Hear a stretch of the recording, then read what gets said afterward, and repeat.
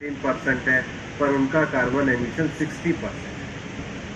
हमारा per capita consumption सबसे कम है, लेकिन उसके बावजूद भी माननीय प्रधानमंत्री जी के नेतृत्व में भारत ने दुनिया के हर प्लेटफॉर्म पे कहा है, हम अपनी लाइफ स्टाइल को रखते हुए भी हम दुनिया में कार्बन का जो चैलेंज, जो क्लाइमेट चेंज का जो चैलेंज है, उसमें सॉल्यूशन बनेंगे प्रॉब्लम। और इसलिए जो सबसे बड़ा परिवर्तन पिछले 8 सालों में आया है, सरकार का पॉलिसी इंटरवेंशन, सरकार का ईज ऑफ डूइंग का एटीट्यूड, सरकार की एग्जीक्यूशन की मंशा और टारगेटेड टाइम पे जो डिलीवरी है, इन सब चीज़ों के कारण आज भारत ने दुनिया में क्लाइमेट चेंज और क्लाइमेट एक्शन का नेतृत्व किया है। और इसलिए जो 3 बड़े एक्शन फोरम जो दुनिया में हम कहते हैं, माननीय प्रधानमंत्री जी के नेतृत्व में, सबसे पहला इंटरनेशनल सोलर अलायंस, दूसरा coalition for disaster resilience infrastructure और तीसरा लीड आईटी, जिसमें भारत और स्वीडन जो दुनिया के हार्ड टू अबेट इंडस्ट्री है, उसमें कैसे कार्बन एमिशन कम हो, ग्रीन टेक्नोलॉजी आगे आए, उसको लेकर के काम कर रहे हैं। और ट्रांसपोर्ट एक ऐसा क्षेत्र है जो सबसे ज़्यादा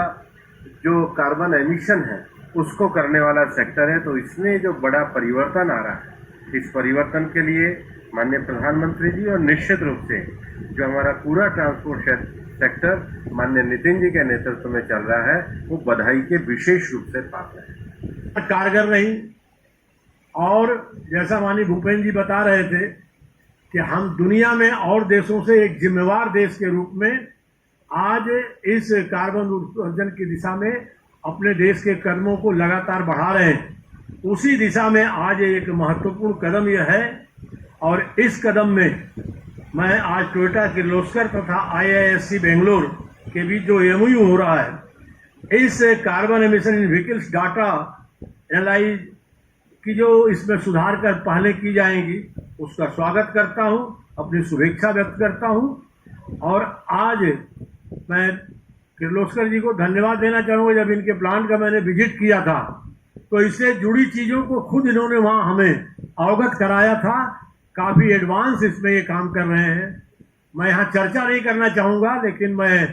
जेएनटी को बताना चाहूँगा कि हमारे भारत के ऑटो फील्ड के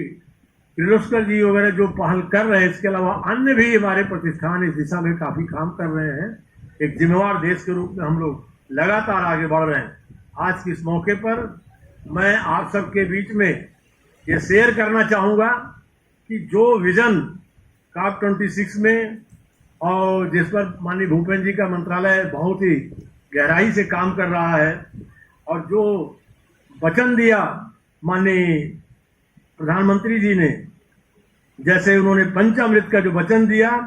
कि 500 gigawatt non fossil energy capacity हम 2030 तक ले जाएंगे,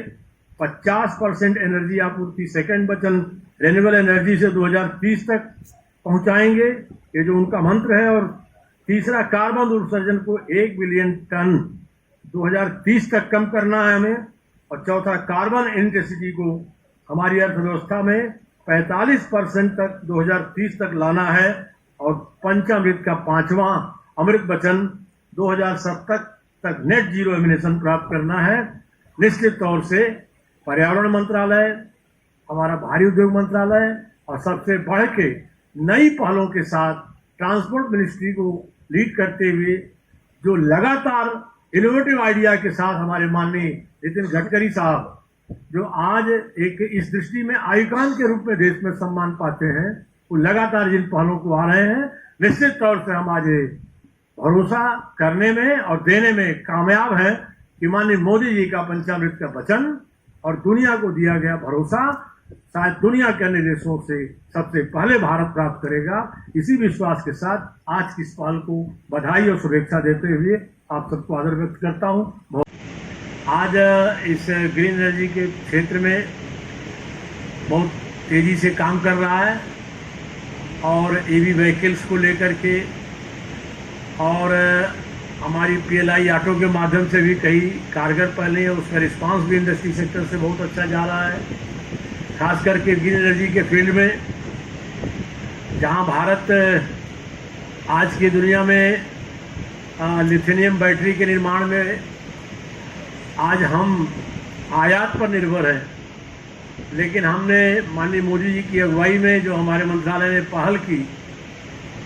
और 18,100 करोड़ की PLI को जो लॉन्च किया, मैं इस मौके का सदुपयोग ये बताने के लिए करना चाहूँगा कि 50 गीगावाट के इस ग्रीन एनर्जी के फील्ड का एक महत्वपूर्ण कारक है। इस लक्ष्य को बढ़ने के लिए कल्पना थी कि लोग शायद 50 गीगावाट तक इंडस्ट्री पार्टनर्स, इंडस्ट्री प्लेयर्स आए इसमें,